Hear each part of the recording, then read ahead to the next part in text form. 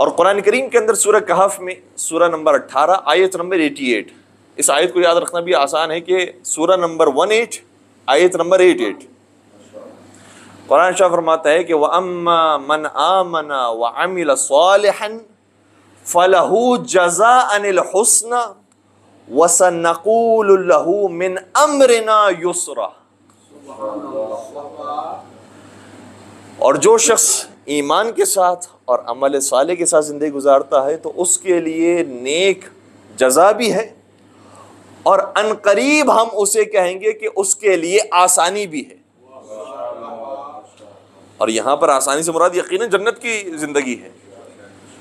تو اس آیت کا اگر مفہوم ہم دنیا کے اندر بھی مقید کر لیں تو بھی اس کا ایک مفہوم نظر آتا ہے، اور ایک اس کا مثبت پہلو نظر آتا ہے کہ ابھی مشکلات کی زندگی گزارنے کے بعد میں آسانی کی زندگی گزارو۔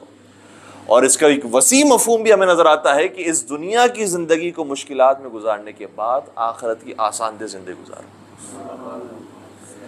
لیکن اس کے اوپر سبھی کا اتفاق موجود ہے کہ دنیا کے اندر مشکلات تو ہیں، یہ کوئی نہیں کہہ سکتا، اور یہ اس تک پہنچنے کی لوگوں نے کوشش بڑی کی ہے کہ ہمیں وہ راز مل جائے، وہ طریقہ مل جائے کہ بس زندگی میں پھر سکون ہی سکون آ جائے، کوئی پریشانی نام کی چیز نہ ہو۔ کبھی کبھار ہماری دعاؤں کے اندر بھی کچھ دعائیں ایسی ہوتی ہیں جو دعائیں بھی غلط ہوتی ہیں، اس کا جواب بھی غلط ہوتا ہے۔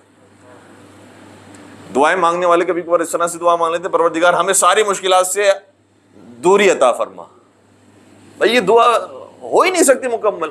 پروردگار جب کہہ رہا ہے کہ لقد خلقنا الانسان فی کبد، کہ ہم نے مشکلات میں انسان کو رکھا ہے، تو ہو ہی نہیں سکتا کہ دنیا ہو اور مشکلات نہ ہو۔ تو یہ جو دعا کرنا ہے کہ پروردگار ہمیں ساری مشکلات سے دوری عطا فرما اور چھٹکارا عطا فرما، یہ تو پاسبل ہی نہیں ہے۔ مشکلات تو رہیں گی، لیکن ان مشکلات پر صبر و شکر کرنے کی توفیق عطا فرما، یہ دعا ہو سکتی ہے۔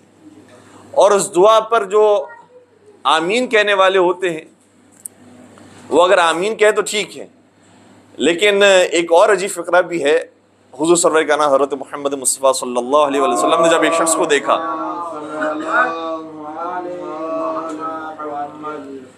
فرمایا کہ پروردگار اگر تو چاہے، ظاہراً یہ جملے ان شئت غفرت یا غفرتو کا لفظ ہے کہ پروردگار اگر تو چاہتا ہے تو مجھے معاف فرما۔ انشاءاللہ اس کے بعد اس نے کہا پروردگار اگر تو چاہتا ہے تو انشاءاللہ مجھے معاف فرما۔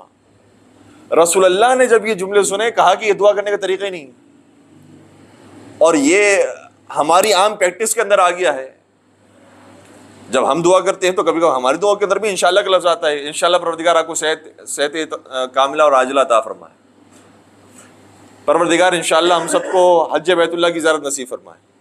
یہ جو انشاءاللہ کے ساتھ دعا ہے، رسول اللہ شاہ فرما رہے ہیں، اور امام صادق نے بھی آگے جا کر شاہ فرمایا ہے کہ یہ دعا کرنے کا طریقہ ہی نہیں ہے۔ کہ کیا مطلب؟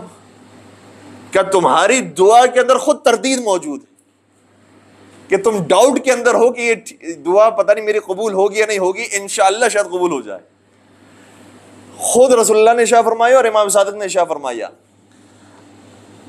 اذا اردت المسئلہ فعظم المسئلہ، اور بعض جگہوں پر فلیعظم المسئلہ، جب خدا سے کوئی سوال کرو تو اس سوال کو بڑا بنا کر اور پکا بنا کر اس کے لیے دعا مانگو کہ پروردگار مجھے یہ چاہیے ہی چاہیے۔ ایسے نہیں کہ انشاءاللہ یہ ہو جائے اور انشاءاللہ وہ ہو جائے، اس کا مطلب ہمارا خدا پر یقین بھی ٹھیک نہیں ہے۔ تو جب خدا سے دعا مانگو تو پکی کر کے دعا مانگو۔ تو ہماری کبھی کبھار دعائیں بھی درست نہیں ہوتی اور اس کا جو جواب ہوتا ہے وہ بھی درست نہیں ہوتا۔ دعا کے جواب میں اگر ہم انشاءاللہ کہہ رہے ہیں، اس کا مطلب یہ کہ ہم ابھی ڈاؤٹ فل ہیں۔